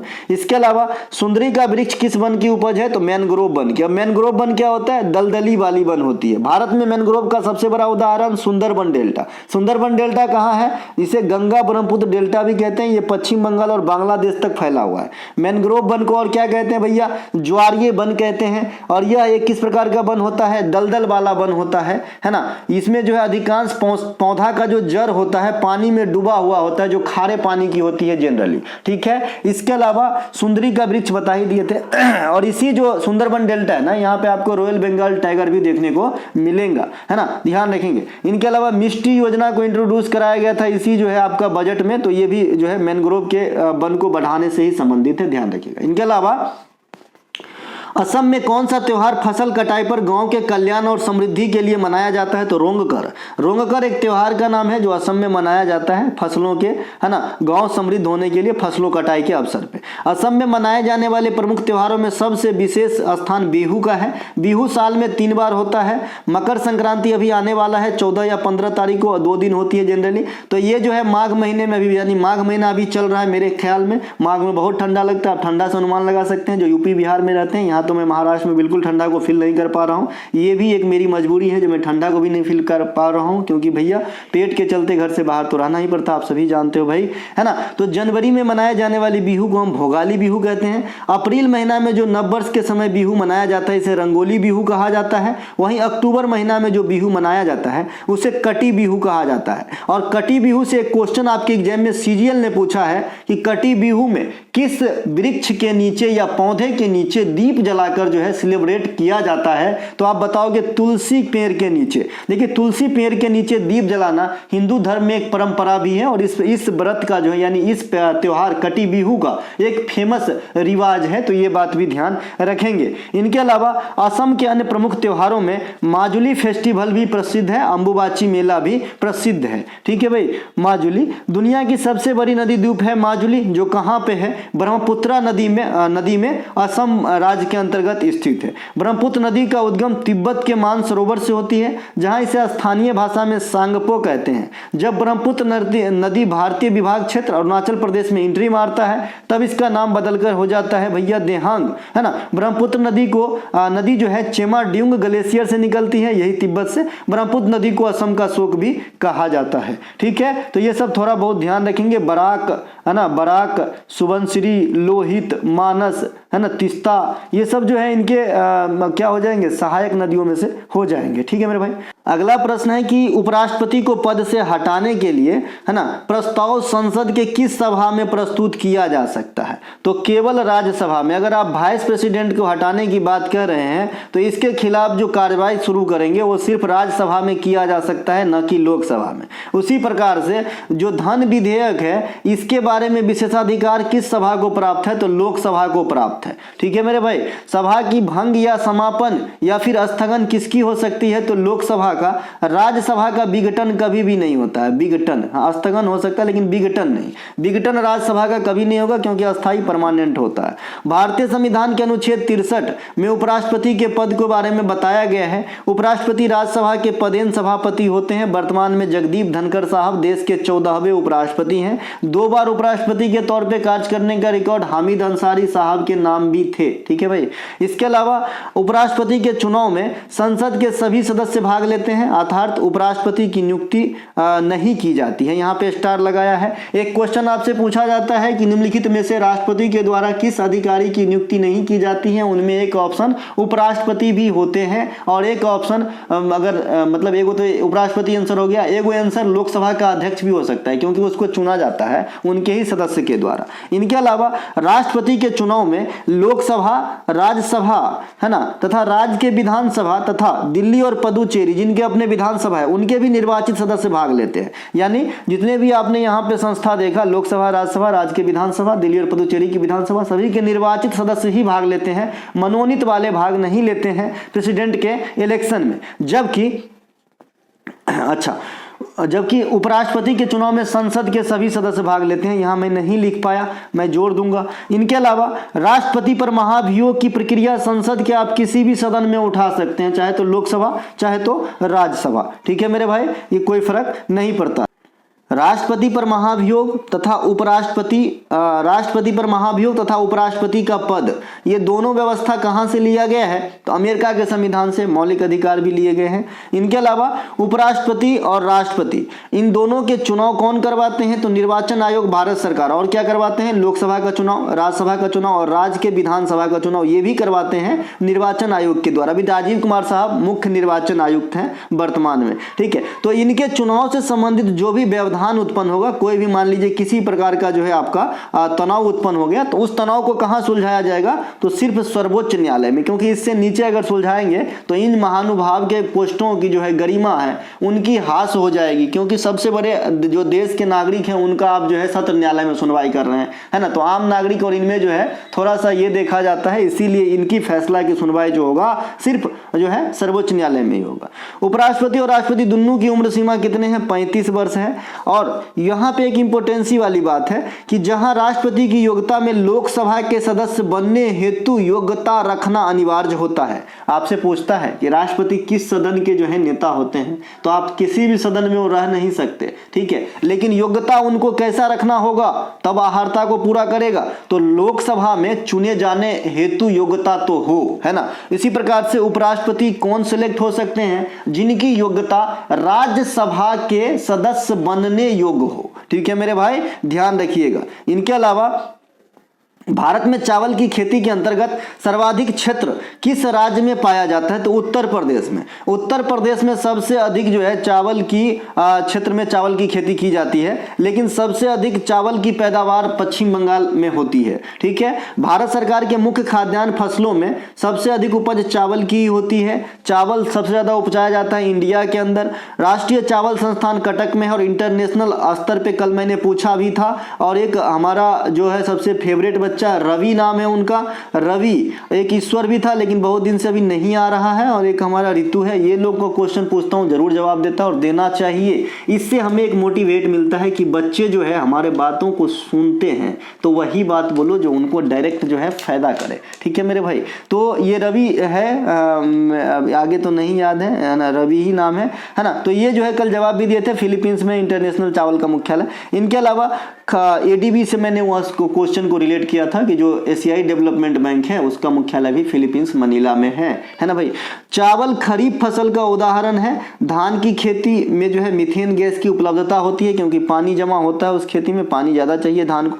भारत में चावल का सबसे अधिक उत्पादन पश्चिम बंगाल राज्य में होता है। जूट के उत्पादन में भी पश्चिम बंगाल का अपना एक अलग स्थान है। जूट को हम गोल्डन फाइबर और ब्राउन पेपर भी कहते हैं, जैसा कि मैंने आपको पहले बता दिया है। पराबैंगनी विकिरण, एक्स किरण, सूक्ष्म किरण, गामा विकिरण, इन सभी में तरंग दैर्घ्य के लिहाज से आरोही क्रम कौन सा है। आरोही मतलब होता है जी इंक्रीजिंग ऑर्डर, और आपका अवरोही मतलब घटता हुआ क्रम डिक्रीजिंग ऑर्डर। तो इंक्रीजिंग ऑर्डर में सबसे कम मतलब गामा का होगा तरंग दैर्घ्य, फिर एक्स किरण का, फिर पराबैंगनी का, और सबसे अधिक जो तरंग दैर्घ्य ये सूक्ष्म किरण का होगा।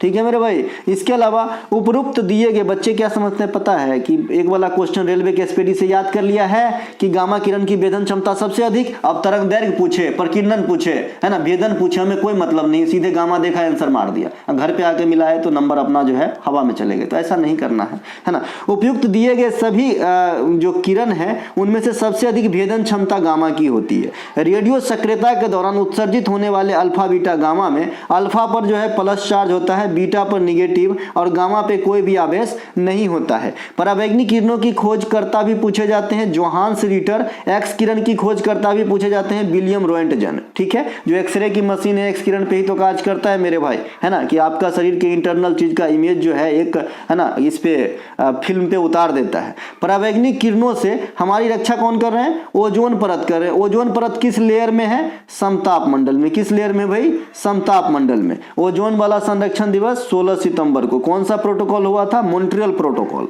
है ना। इनके अलावा परावैंगिक किरणों को मानवीय उपयोग में कैसे लाते हैं? प्रकाश विद्युत प्रभाव उत्पन्न करने के लिए, या फिर जीवाणुओं को नष्ट करने के लिए, या फिर सेकाई उकाई करने के लिए भी इसका इस्तेमाल किया जाता है ना, परावैंगिक किरणों का। इसके अलावा सल्तनत काल में किस शासक ने रैयत ए आला की उपाधि धारण की थी? रैयत ए आला, रैयत ए आला की उपाधि खिज्र खान ने धारण किया था। कौन? खिज्र खान। सल्तनत काल के दौरान 5 वंशों ने शासन किया। गुलाम खिलजी यानी गुलाम माने ममलूक कहिए, इलवारी कहिए या गुलाम कहिए, ये तीनों एक एक वंश को कहा जाता है। फिर से सुनिए, इलवारी, ममलूक और गुलाम, एक एक वंश है, गुलाम वंश, है ना। 1206 में स्थापना हुआ था कुतुबुद्दीन ऐबक के द्वारा। तो ममलूक हो गया, गुलाम हो गया या फिर गुलाम। खिलजी, तुगलक, सैयद लोदी, इनके प्रथम संस्थापक जरूर याद रखिए, है ना। कुतुबुद्दीन ऐबक गुलाम का, जलालुद्दीन खिलजी खिलजी का, गयासुद्दीन तुगलक तुगलक का, खिज्र खां, है ना, आपका सैयद का, और बहलोल लोदी आपका लोदी का। ठीक है। सल्तनत पर कुतुबुद्दीन ऐबक को क्या कहा जाता था? तो लाख बख्श कहा जाता था,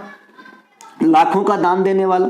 इसके उपलब्धियों में कुतुब मीनार की नींव रखा लेकिन बना नहीं पाया। बाद में इसका पूर्ण काम कौन किया? इल्तुतमिश ने किया। और कुतुब मीनार का जो 5th फ्लोर है वो आपका फिरोज शाह तुगलक के द्वारा बनाया गया। यहाँ भी क्लू है, जरूर ध्यान दीजिएगा। फिरोज शाह तुगलक जो है कुतुब मीनार का ऊपरी हिस्सा बनवाए हैं। इसके अलावा 2.5 दिन का झोपड़ा, यह भी कुतुबुद्दीन ऐबक ने बनवाया था। ऐबक की मृत्यु कैसे होती है? चौगान खेल खेलते समय घोड़ा से गिर के जो है हो गई थी। इसके अलावा अलाउद्दीन खिलजी अपने आप को क्या कहा करता था?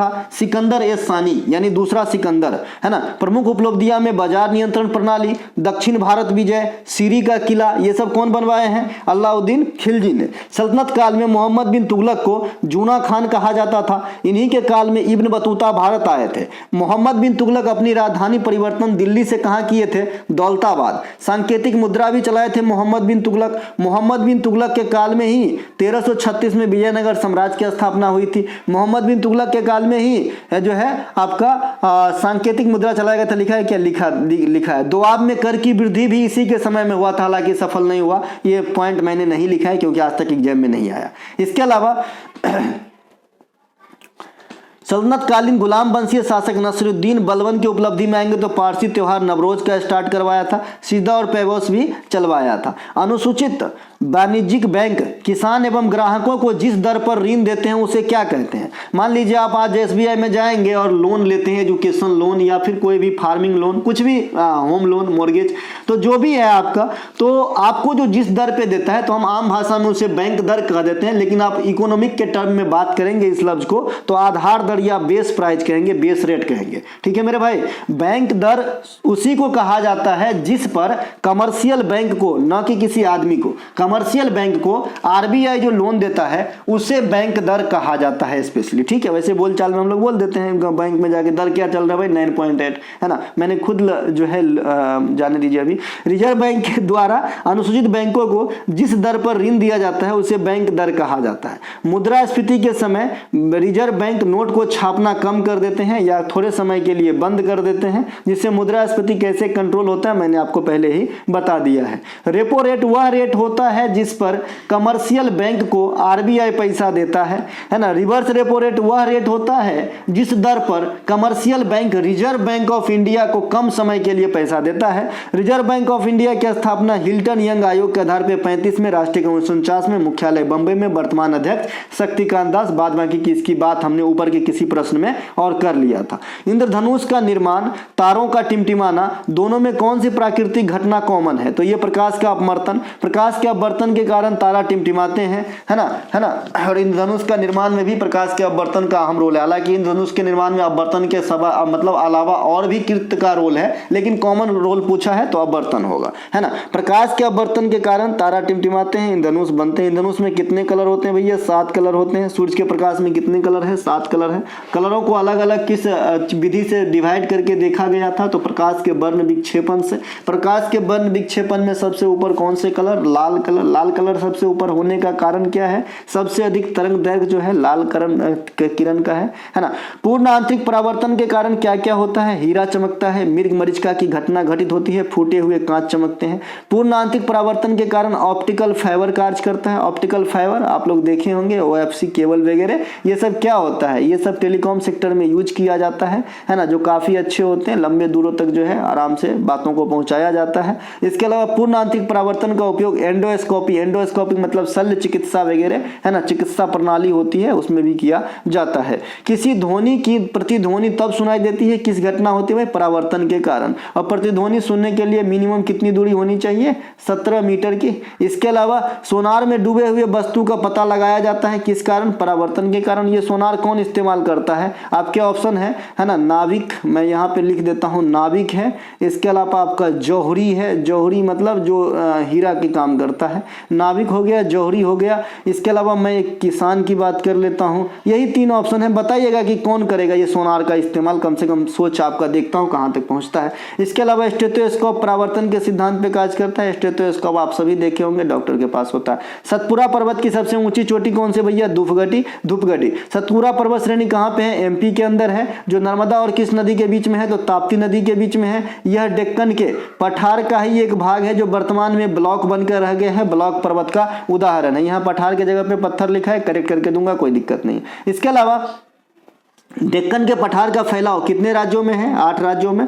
महाराष्ट्र, तेलंगाना, कर्नाटक, गुजरात, तमिलनाडु, केरल, आंध्र प्रदेश, मध्य प्रदेश, छत्तीसगढ़। 2 4 1 5 4 9, कोई एक यहाँ से जो है स्किप किया जाएगा या फिर 2 बार लिखा गया है। ठीक है मेरे भाई, तो ये थोड़ा सा देख लीजिएगा कौन सा 2 बार लिखा गया है। ठीक है, तो देखिएगा थोड़ा, ये 9 कैसे हो गया? 2 बार लिखा गया होगा। इसके अलावा भारत की सबसे ऊंची चोटी कंचनजंगा। भारत की सबसे ऊंची चोटी कौन सा भैया? कंचनजंगा। ये कंचनजंगा कहाँ पे है? तो ये कंचनजंगा आपका कहाँ पे है? सिक्किम के अंदर है। मैं ये ढूंढ रहा था कौन सा 2 बार लिखा गया है ना। टाइम पास होगा, चलते हैं हम आगे, है ना। कंचनजंगा जो है सिक्किम में है, और इसकी हाइट भी आपको याद रखना है 85-86 मीटर है, और भारत की सबसे ऊंची चोटी है। और ये जो है बृहद हिमालय का भाग है, ठीक है, ग्रेट हिमालय रेंज का पार्ट है। और जो आपका माउंट एवरेस्ट है ना, ये भी ग्रेट हिमालय का ही पार्ट है। हिमालय को जो है नदियों के आधार पर आपने अभी पंजाब, कुमायूं, असम और नेपाल में देखा, उसी प्रकार से जो विस्तारता के आधार पर है ग्रेट हिमालय, लघु हिमालय, शिवालिक, इस प्रकार से। तो ये ग्रेट हिमालय के पार्ट हो जाएंगे। इनके अलावा नवंबर 2023 के अनुसार उत्तर प्रदेश में कौन सा एक्सप्रेस वे पहली सोलर एक्सप्रेस वे बनेगा? तो ये बुंदेलखंड एक्सप्रेस वे जो है उत्तर प्रदेश का पहला सोलर एक्सप्रेस वे बनेगा। तो ये ध्यान रखेंगे, है ना। नवंबर 2023 में अयोध्या में दीपोत्सव हुआ, तो कितने लाख दीप जलाए गए? तो 22 लाख। क्यों मैं ये क्वेश्चन, ये पॉइंट क्यों डाल रहा हूं? क्योंकि ये गिनीज बुक में रिकॉर्ड करवाया है, और आप जानते ही हैं, है ना, मैं किसी भी पार्टी के पक्षधर नहीं हूं, और किसी की भी सरकार हो मुझे कोई आपत्ति नहीं है ना। तो लेकिन मैं एक चीज कहना चाहूंगा कि अभी जो आपके मोदी साहब हैं, मोदी साहब जो भी करते हैं इनका अनुकरण मैक्सिमम कंट्री कर रहे हैं। ठीक है, तो ये जो कृत्य है इन्हीं के कार्यकाल में हो रहा है, इसीलिए ये भी पॉइंट आपको जेहन में रखना है ना। मैं डिनिट तो नहीं बता सकता, लेकिन एक बच्चे बता रहे थे कि HCM के अभी जो एग्जाम कौन सा हुआ मेरे भाई, मैं भूल भी गया, दिल्ली पुलिस का जो एग्जाम हुआ था, या फिर कोई और एक भी एग्जाम हुआ था बीच में, तो उसमें जो है अयोध्या में बन रहे राम मंदिर के जो है मुख्य वास्तुकार का नाम भी पूछा गया था। ठीक है, सोमपुरा साहब का। तो हो सकता है भाई, तो इसीलिए मैं यहाँ पे रखा हूँ। उत्तर प्रदेश राज्य ने हाल में ही गौ जनगणना कराने की फैसला ली है। भाई जातीय जनगणना तो हो गया कहाँ पे? बिहार में। तो ये बहुत ज्यादा लैमलाइट में आए, तो यहाँ पे गौ जनगणना भी लैमलाइट में आएगी, तो जरूर ध्यान रखिएगा। इनके अलावा उत्तर प्रदेश राज्य ने देश का पहला जल विश्वविद्यालय खोलने की मंशा बना रही है, तो ये जो है आपको ध्यान रखना है। ठीक है, इनके अलावा अलावा सोनल मानसिंह और यामिनी कृष्णमूर्ति निम्नलिखित में से किस नृत्य से संबंधित है, यहां से भी क्वेश्चन आते हैं। तो भरतनाट्यम, इन दोनों में कौन सा कॉमन है भाई, भरतनाट्यम। सोनल मानसिंह भरतनाट्यम के साथ साथ ओडिसी करती थी और जो है जिन्हें 2003 में पद्म विभूषण से नवाजा गया था और पद्म विभूषण प्राप्त करने वाली यह सबसे कम उम्र के जो है क्लासिकल डांसर हैं। इनके अलावा यामिनी कृष्णमूर्ति भरतनाट्यम के अलावा कुचिपुड़ी भी कर लेती है जो आंध्र प्रदेश की है ना। और यामिनी स्कूल ऑफ डांस की स्थापना दिल्ली में कौन किए थे, यामिनी कृष्णमूर्ति। भरतनाट्यम तमिलनाडु की प्रमुख शास्त्रीय नृत्य है जो भरत मुनि के नाट्य शास्त्र और नंदिकेश्वर रचित अभिनय दर्पण से प्रेरित है। ठीक है भाई, टेक्निकल नॉलेज देगा आपको अभिनय दर्पण, बाद में की नाट्य शास्त्र जो है इसके वाद्य वगैरह के बारे में आपको बताएंगे। इनके अलावा भरतनाट्यम के प्रमुख कलाकारों में सोनल मानसिंह, यामिनी कृष्णमूर्ति, टी बाला सरस्वती, रुक्मिणी देवी, नर्तकी नटराज, कुमारी कमला और नर्तकी नटराज से 2 क्वेश्चन और बने हैं हाल फिलहाल के एग्जाम में। नर्तकी नटराज 2019 में है ना जो है शास्त्रीय नृत्य में पद्मश्री प्राप्त करने वाली पहली ट्रांसजेंडर महिला है। वहीं कुमारी कमला 1853 में है ना महारानी एलिजाबेथ सेकेंड के कोरोनेशन ताजपोशी में भारत के इन्वाइट किए गए थे, तो है ना, तो ये ध्यान रखें। इनके अलावा जो है उत्तर प्रदेश की सीमा निम्नलिखित में से किस राज्यों से नहीं लगती है ना। तो महाराष्ट्र मैंने रख दिया है, ऑप्शन में आप कुछ भी रख सकते हो। उत्तर प्रदेश की सीमा सभी भारतीय राज्यों में सबसे अधिक राज्यों के साथ लगती है, 8 राज्य के साथ साथ नेपाल से भी लगती है। ठीक है, दिल्ली, हरियाणा, हिमाचल प्रदेश, उत्तराखंड, बिहार, झारखंड, राजस्थान, मध्य प्रदेश, छत्तीसगढ़ के साथ साथ नेपाल से भी लगती है आपका उत्तर प्रदेश का सीमा, तो ये ध्यान रखेंगे। ठीक है, अब 8 राज्य और 1 केंद्र शासित प्रदेश, दिल्ली को आप केंद्र शासित प्रदेश के तौर पे देखिएगा क्योंकि बाद में जो है दर्जा दिया गया है और केंद्र शासित प्रदेश है भाई, है ना। तो दिल्ली को अलग कर लीजिएगा, बाद में कि 8 राज्य और 1 केंद्र शासित प्रदेश और 1 इंटरनेशनल मतलब नेपाल के साथ, तो इंडिया में सबसे अधिक राज्यों के साथ लगती है। दूसरा स्थान पे आता है असम। असम का सीमा भी 7 राज्यों से लगते हैं। ये कौन कौन से है भाई, पश्चिम बंगाल, अरुणाचल प्रदेश, नागालैंड, मणिपुर, मिजोरम, त्रिपुरा और मेघालय। तो ये 7 स्टेट से जो है असम का सीमा भी लगता है। इनके अलावा आज़ादी के पहले उत्तर प्रदेश को किस नाम से जानते थे, यूनाइटेड प्रोविंस, है ना। इसका गठन कब हुआ, 24 जनवरी 1950 को। अगर आपसे पूछे उत्तर प्रदेश अपनी स्थापना दिवस कब मनाते हैं तो 24 जनवरी 1950 को। वर्तमान में लोकसभा में सर्वाधिक 80 सीट उत्तर प्रदेश का है और राज्यसभा में 31 सीट उत्तर प्रदेश का है ना, और विधानसभा में 403 सीट उत्तर प्रदेश में है। इसके अलावा प्रधानमंत्री जनधन योजना की शुरुआत 2014 में हुई थी। इस योजना के तहत खोले गए सभी बैंक खाताओं में कितने रुपए की ओवरड्राफ्ट की सुविधा दी गई है, तो जो ओवरड्राफ्ट की सुविधा थी ये 5000 रुपये का था, है ना। ओवरड्राफ्ट की सुविधा 5000 रुपये का था। प्रधानमंत्री जनधन योजना किस मंत्रालय के द्वारा, तो वित्त मंत्रालय के द्वारा कब खोला गया था, 2014 में। किस उद्देश्य से, कि भारत के प्रत्येक नागरिक चाहे अमीर हो गरीब हो जो है बैंकिंग फैसिलिटी का जो है लाभ ले, बैंक की खाता हो उनके पास, है ना। इनके अलावा 2022 तक एक आंकड़े के अनुसार सबसे अधिक खाता किस राज्य ने खोला है, तो ये उत्तर प्रदेश राज्य ने खोला है। प्रधानमंत्री आवास योजना, अच्छा एक चीज और, हाँ ठीक है, ओवरड्राफ्ट का मतलब आप जो किसी बच्चे नहीं समझ पाए तो उसको बता दूं, मैं आगे लिख के भी रखाऊंगा कहीं पे। ठीक है, ओवरड्राफ्ट क्या होता है कि आपके अकाउंट में पैसा नहीं भी है तो भी आप लोन के तौर पे निकाल सकते हो, बाद में आप चुका दीजिएगा, ऐसा होता है। प्रधानमंत्री आवास योजना शहरी अर्बन वाला वो रूरल वाला होता है, तो रूरल वाला में जो है 2021 के लिए राजस्थान को पहला स्थान मिला था। अर्बन वाला में 2021 के लिए उत्तर प्रदेश को पहला स्थान मिला था। चूंकि उत्तर प्रदेश के बारे में आप पढ़ना ज़्यादा चाहते हैं तो यहाँ पे मैंने रख दिया है। इसके अलावा ओवरड्राफ्ट क्रेडिट कार्ड की तरह ही कार्य करता है। ये मेरी देसी भाषा है भाई, इसे किसी किताबी भाषा से ना जोड़िएगा, ठीक है भाई, आपको समझने के लिए है ना। ओवरड्राफ्ट क्रेडिट कार्ड की तरह कार्य करता है। ये क्या होता है, जैसे क्रेडिट कार्ड होता है ना, क्रेडिट कार्ड और डेबिट कार्ड में क्या फर्क है। डेबिट कार्ड में क्या होता है कि आपके अकाउंट में 500 रुपया है तो आप 501 रुपया विड्रॉ नहीं कर सकते हो, ठीक है, 500 ही हो सकता है। लेकिन जो क्रेडिट कार्ड है ये क्या होता है कि आपके अकाउंट में एक लिमिट दी गई होती है कंपनी के द्वारा, जिस भी कंपनी का है, जिस भी बैंक का है, कि मान लीजिए आपकी लिमिट है 2 लाख रुपया, जैसे मेरे क्रेडिट कार्ड की लिमिट है 5 लाख रुपया, तो है ना, तो मैं 5 लाख रुपया तक की कहीं भी कोई भी क्रय कर सकता हूं बिना पैसा होते हुए भी। एक टाइम लिमिट है, जैसे मुझे मिला है 40 दिनों का, 40 दिन के अंदर मुझे इस पर कोई भी ब्याज नहीं देना पड़ता है। अगर 40 से आगे जाएगा तो उनके जो संशोधित ब्याज है जो तय करके रखा है उतना मुझे पे करना होगा, ठीक है। तो उसी प्रकार से एक ओवरड्राफ्ट भी होता है कि आप बिना पैसे के ही निकासी कर सकते हो। इनके अलावा अफ्रीकी देश जाम्बिया की मुद्रा क्या है, तो क्वाचा जो है क्वाचा, कवाचा नहीं भाई, क्वाचा, क व संयुग आकार और चाकार, क्वाचा। ये है जी आपका अफ्रीकी देश जाम्बिया की मुद्रा। जाम्बिया की राजधानी कहाँ है? लुसाका। अफ्रीकी देश कैमरून की मुद्रा है फ्रैंक और राजधानी है या अंडे, है ना। इसके अलावा घाना की राजधानी है अकरा और मुद्रा है कैडी। जिम्बाब्वे की राजधानी है हरारे, मुद्रा है जिम्बाब्वियन डॉलर, ठीक है, तो ये ध्यान रखेंगे। इनके अलावा भारत और चीन के बीच स्थित सीमा रेखा का नाम क्या है भाई? मैकमोहन रेखा। कब खींची गई थी? 1914 में खींची गई थी। 1914 में और क्या होता है? मेजर, है ना। सोचिए सोचिए, मैं कुछ नहीं बताऊंगा यहाँ पे, ना कुछ पूछूंगा, सोचिएगा 1914 में मेजर क्या होता है जो पूरे विश्व को हिला के रखा था, है ना। भारत और श्रीलंका के बीच पाक जलडमरू मध्य मन्नार की खाड़ी राम सेतु। भारत और पाकिस्तान के बीच क्या है भाई? है ना, आपका रेड क्लिफ रेखा। भारत और पाकिस्तान और बांग्लादेश तीनों के, मतलब भारत और बांग्लादेश के बीच कहेगा तो रेड क्लिफ लाइन मार दीजिएगा, और भारत और पाकिस्तान के बीच कहेगा तैयो। इसके अलावा रेड क्लिफ लाइन का नामकरण किसके नाम पे? सिरिल रेड क्लिफ के नाम पे। 8 डिग्री चैनल केकरा अलग करता है? मालदीव से मिनिकॉय को।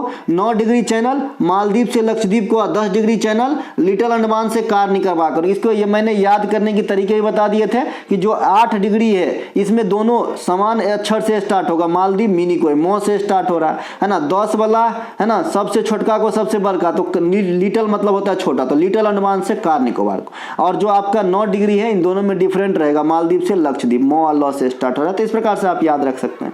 लक्षद्वीप में मलयालम के अलावा कौन सी भाषा बोली जाती है? तो लक्षद्वीप में मलयालम के अलावा जो है माहे भाषा बोली जाती है। माँ है ना, इस प्रकार से भाषा है भाई, है ना, वहां पे लोग बोलते हैं। और ये सिंहली भाषा का ही प्राचीन रूपांतरण है, यानी पहले सिंहली भाषा आधुनिक फॉर्मेट में आने से पहले यही माही भाषा के रूप में थे, ठीक है। सिंहली कहाँ बोला था? श्रीलंका में, ठीक है। तो ये माही भाषा आपके लक्षद्वीप में बोली जाती है। लक्षद्वीप की राजधानी कहाँ है? कवरत्ती। 2011 जनगणना के अनुसार सभी केंद्र शासित प्रदेश में सबसे अधिक साक्षरता वाला केंद्र शासित प्रदेश कौन है? लक्षद्वीप। यहाँ के अधिकांश निवासी कौन से भाषा बोलते हैं? मलयालम। और मलयालम भारतीय राज्य कहाँ बोले जाते हैं भैया? केरला के अंदर, ठीक है। भाषा यह अरब सागर में स्थित एक द्वीपीय जो है समूह है। इससे पहले लक्काद्वीप कहा जाता था। कब से?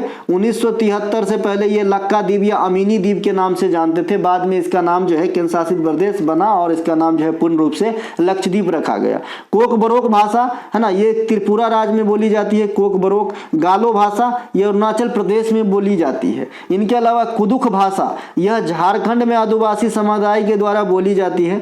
भूटान की ऑफिशियल लैंग्वेज जोंगखा है। अफगानिस्तान की पश्तो, श्रीलंका की सिंगली, म्यांमार के बर्मी, चीन की मंदारिन और नेपाल की नेपाली। मालदीव की दिवेही भी एक लिख लो, क्यों तुम रहोगे, क्यों तुम भाई, क्यों तुम्हारा दिल छोटा होगा, तुम भी लिखा जाओ, दिवेही। तो ये पड़ोसी देश की भाषा है, ध्यान रखिएगा। इनके अलावा वर्तमान समय में भारत लौह अयस्क के उत्पादन में कैमा स्थान रखता है ना।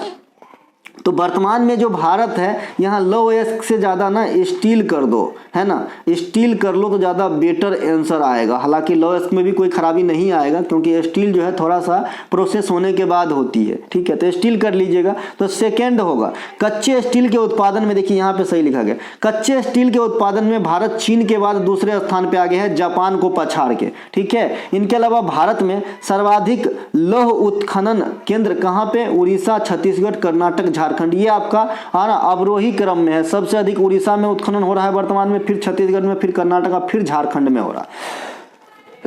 इसके अलावा भारत में लौह अयस्क का निर्यात किस बंदरगाह से सबसे अधिक होता है? मरमा गोवा बंदरगाह। ये पश्चिमी घाट का बंदरगाह है जो गोवा में स्थित है। हाइबर विधि से अमोनिया का जब आप निर्माण करेंगे तो उत्प्रेरक के तौर पे किसका इस्तेमाल करते हैं? लोहे का चूर्ण का। लोहा पर जस्ता की परत चढ़ाए जाने की क्रिया को यसद लेपन, यस्दीकरण या गैल्वेनाइजेशन कहा जाता है ताकि जो लोहा पे जंग न लगे। लोहा पे जंग लगने से लोहे का भार बढ़ जाता है, आपको लग रहा होगा कि घट जाता होगा।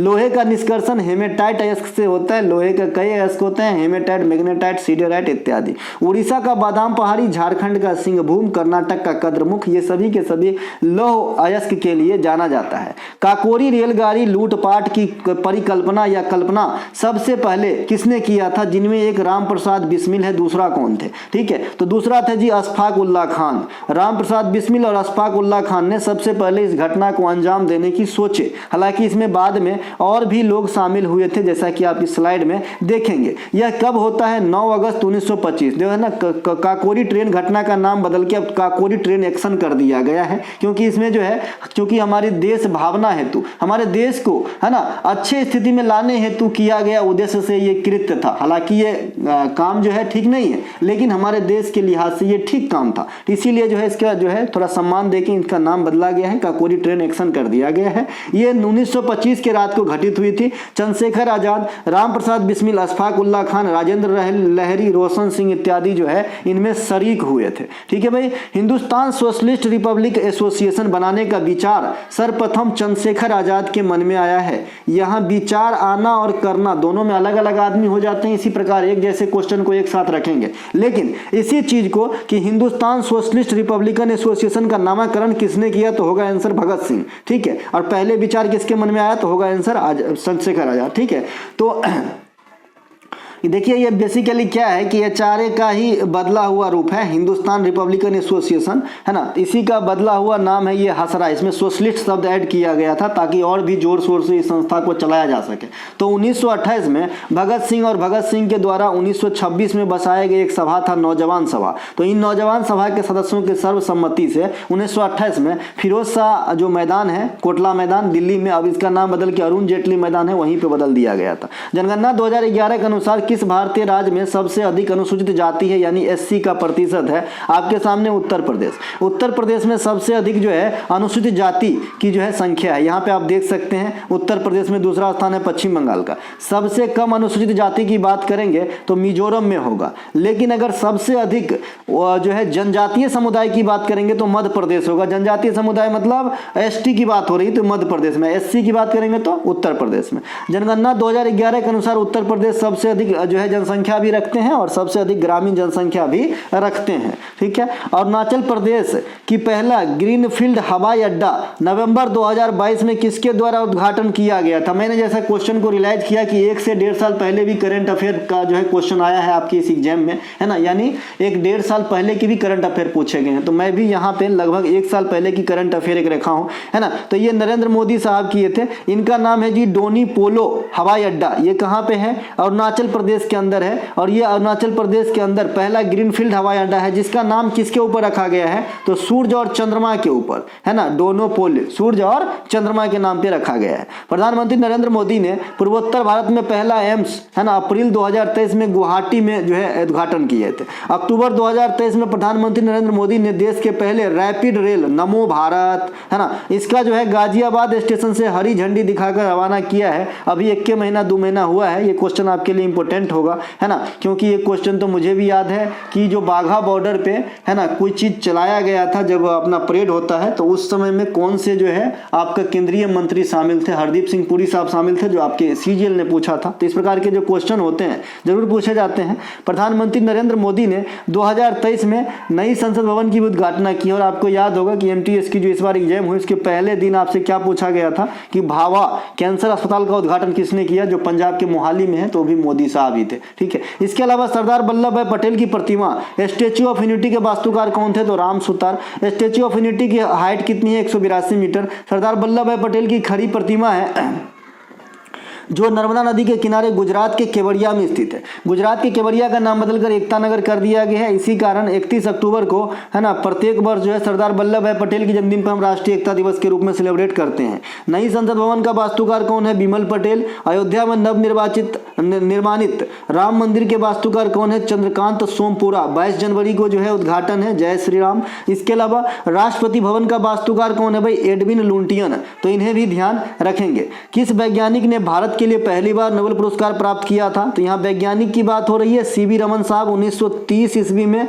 है ना, फिजिक्स में भारत के लिए पहली बार विज्ञान के अंदर नोबेल पुरस्कार प्राप्त किए थे। भारत में प्रथम नोबेल पुरस्कार 1913 में रविन्द्रनाथ टैगोर ने, साहित्य के क्षेत्र में गीतांजलि राइट के लिए नोबेल पुरस्कार प्राप्त किए। प्रथम भारतीय ही नहीं, प्रथम एशियन व्यक्ति बने। 1930 में पहला भारतीय वैज्ञानिक नोबेल पुरस्कार फिजिक्स में सीवी रमन साहब को। फिर चिकित्सा के क्षेत्र में यानी बायो के अंदर पहला नोबेल पुरस्कार हरगोविंद खुराना के द्वारा 1968-69 में, है ना डीएनए को प्रयोगशाला के अंदर संश्लेषित करने के लिए दिया गया था इन्हें।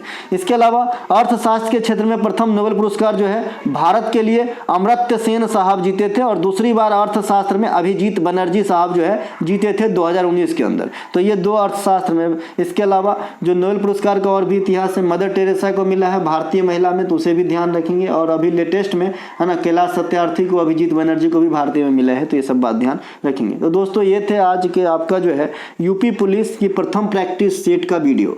जिन भाई बंधुओं को लगा है कि ये लेक्चर आपके लिए जो है लाभदायक रहा, वे अपने दोस्तों में शेयर जरूर करेंगे। ईमानदारी से कम एक आदमी एक दोस्त को शेयर जरूर करेंगे, ठीक है दोस्तों। अगर आपको ये पीडीएफ संबंधित कोई भी जानकारी चाहिए, ये पीडीएफ तो आज का ये निःशुल्क है, बाद बाकी आगे की जो भी पीडीएफ प्लान है उनके बारे में जानकारी चाहिए तो एक ही नंबर है 93 72 69 32 25। ये व्हाट्सअप करना है ओनली, नो कॉल, है ना। तो भैया इस पे आप जानकारी ले सकते हैं या डिस्क्रिप्शन में लिंक भी दिया गया है। मिलेंगे अगले वीडियो में। जय हिंद दोस्तों।